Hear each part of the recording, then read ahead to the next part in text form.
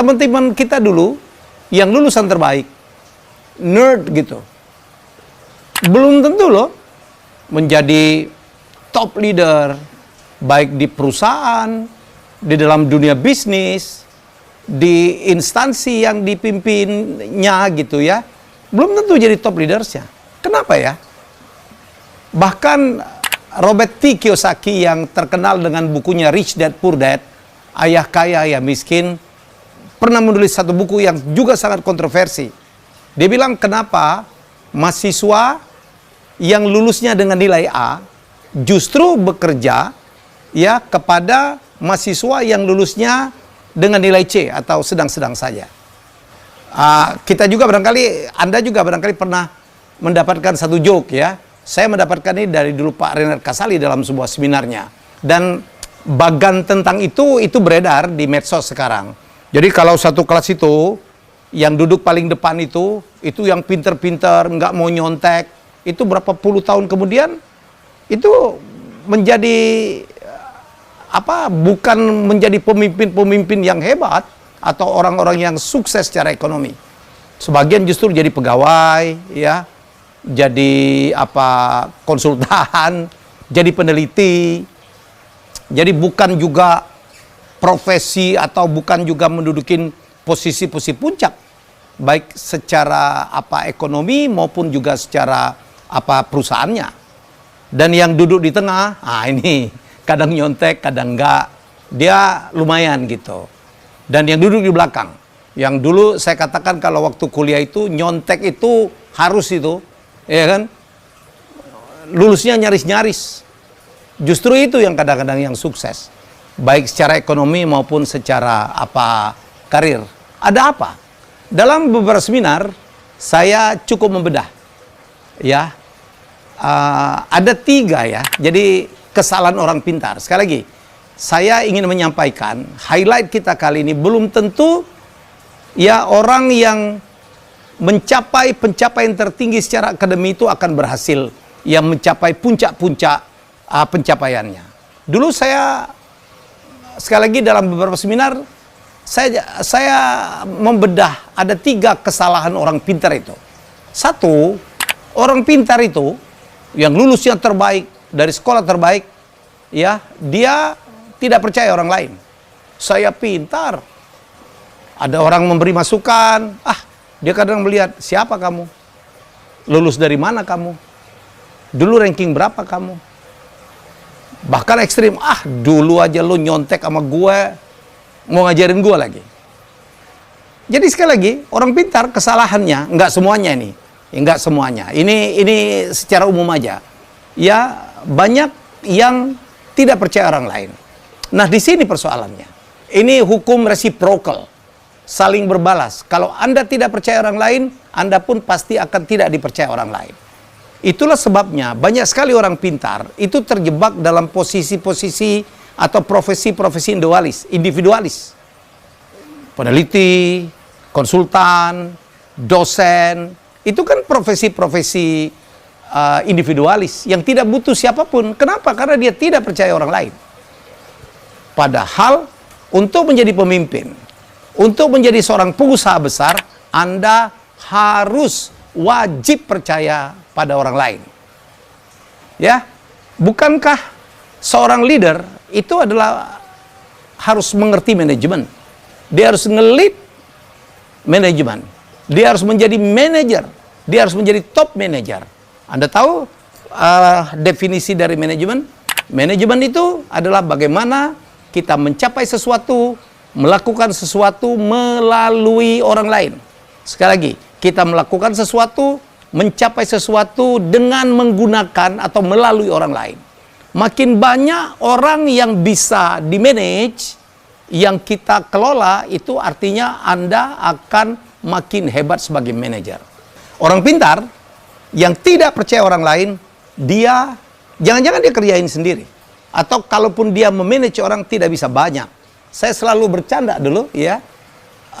Kalau seorang yang pintar banget itu mau jadi pengusaha restoran aja, jangan-jangan dia karena tidak percaya orang lain ya, nyusun menu sendiri, ke pasar sendiri, masak sendiri. Dia takut dibohongin tuh. ngitung sendiri. Aduh, ya. Jadi kalau dia mau umroh aja barangkali perusahaannya harus tutup karena dia tidak percaya orang lain. Jadi sekali lagi, kalau Anda menjadi orang yang tidak percaya orang lain, Anda tidak akan menjadi manajer yang hebat. Manajer yang bisa mengontrol ribuan orang, apalagi puluhan ribu orang. Sekali lagi, kesalahan orang pintar itu rata-rata banyak. Kenapa orang pintar tidak selalu, kan mestinya kalau orang pintar itu kan berbanding lurus, dia juga paling hebat dong. Pencapaiannya di masyarakat, ternyata tidak. Ini salah satu kesalahan orang pintar, yaitu tidak percaya orang lain. Nomor 2, mohon maaf nih yang pintar-pintar. Orang pintar itu cenderung sombong, cenderung saya katakan. Saya pintar, saya lulusan terbaik, saya dari sekolah terbaik, lu siapa? Ya, jadi, nah ini persoalan. Kalau Anda sombong, ya, nggak ada orang yang suka dengan orang sombong. Kalau Anda sombong, nggak ada orang yang mau nolong orang. Bagaimana Anda bisa menjadi pemimpin kalau orang yang Anda pimpin, ya, tidak suka dengan Anda? Wah, ada orang merasa paling pintar dia, paling keren dia, gitu. Orang-orang begini, dia akan menjadi soliter-soliter gitu, yang tidak ada orang yang mau bantu. Jualan susah, sombong. Ya, minta tolong orang-orang nggak mau bantu. Bahkan nih, saya selalu bercanda. Percayalah sama saya, ya. Dengar ucapan saya. Orang sombong itu, sekali lagi, orang sombong itu kan tidak disukai orang lain. Ini lebih ekstrim lagi. Orang sombong itu, ya, itu juga tidak disukai oleh orang sombong yang lain. Sama-sama sombong aja, itu nggak bisa saling sukai. Wih, sombong banget dia. Padahal yang ngomong juga sombong. Kita tidak akan pernah menemukan misalnya asosiasi orang sombong Jakarta Selatan gitu. Jadi sesama orang sombong aja nggak kompak, malah bentrok dia. Ya, jadi sekali lagi, kesalahan orang pintar pertama, nggak percaya orang lain. Kesalahan orang pintar kedua itu cenderung sombong. Dan yang ketiga, kesalahan orang pintar ketiga, saking pintarnya semuanya dihitung. Ngitung, kenapa? Karena dia bisa ngitung. Karena dia pintar ngitung. Ya, jadi padahal dalam bisnis, saya bisnismen, kadang-kadang kita tuh ngitungnya nggak boleh lama-lama amat. Peluang itu at the second gitu. Lu mau nggak ini? Kalau mikirnya kelamaan, gone, diambil orang lain. Siapa yang ngambil? Orang yang ngitungnya nggak jago-jago amat. Dalam perjalanan saya berbisnis, banyak sekali orang yang secara sekolahan itu tidak, akademiknya itu tidak tinggi-tinggi amat, tetapi dia dalam berbisnis kita kadang-kadang harus menggunakan intuisi. Ya, aduh, kalau ada peluang dianalisa dulu, ya kan, dihitung-hitung dulu, lewat tuh barang, lewat itu kesempatan.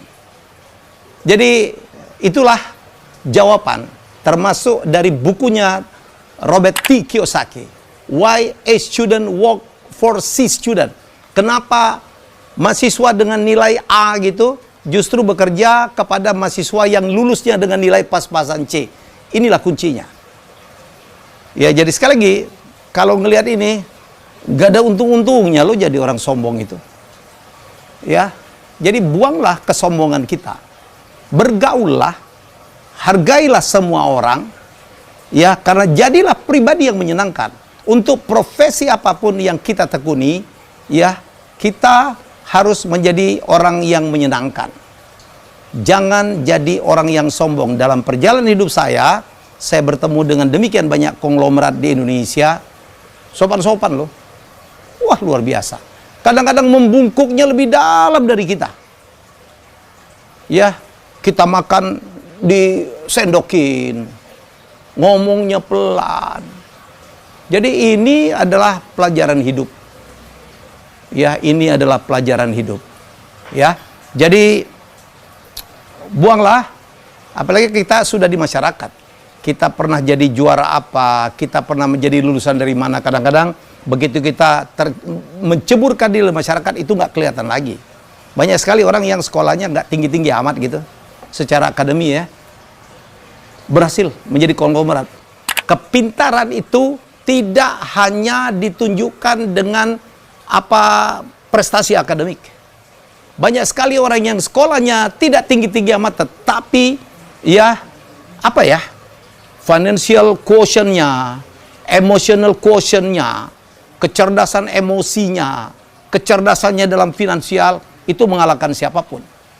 Ya, banyak sekali orang-orang yang sukses itu, sekolahnya mungkin tidak tamat SMA, seperti Lee Ka-shing ya, saya pernah cerita tentang Lee Ka-shing. Ingat uang 3 investasi itu? Tetapi, kalau berbisnis sama dia detail, dia belajar. Saya menemukan seorang konglomerat, sekolahnya tidak tinggi, kerjanya apa?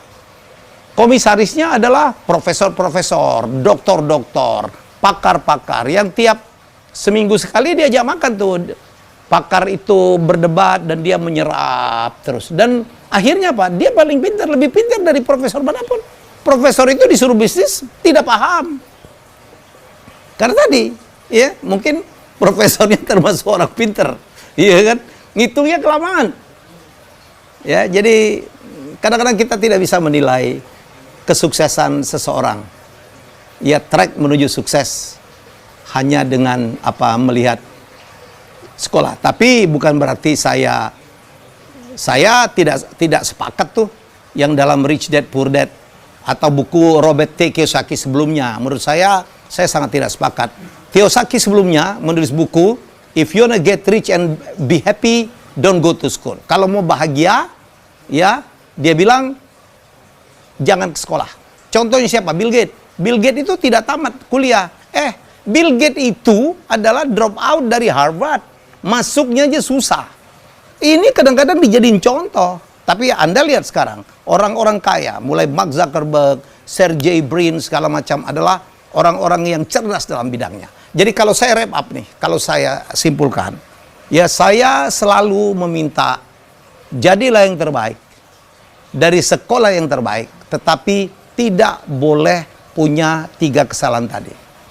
Ya, salahnya apa? Tidak percaya orang lain, harus percaya dengan orang lain. Ya, seorang manajer yang baik adalah bisa melakukan pendelegasian wewenang kepada orang yang tepat. Nah, di situ tuh kalau Anda pintar, Anda bisa melihat mana orang yang bisa dipercaya, mana yang tidak. Nah, itu kepintaran tuh di situ tuh. Nomor 2, nggak boleh sombong. Buang itu semua kesombongan. Nomor 3, boleh ngitung. Harus ngitung. Ada investasi, hitung, tapi jangan lama-lama.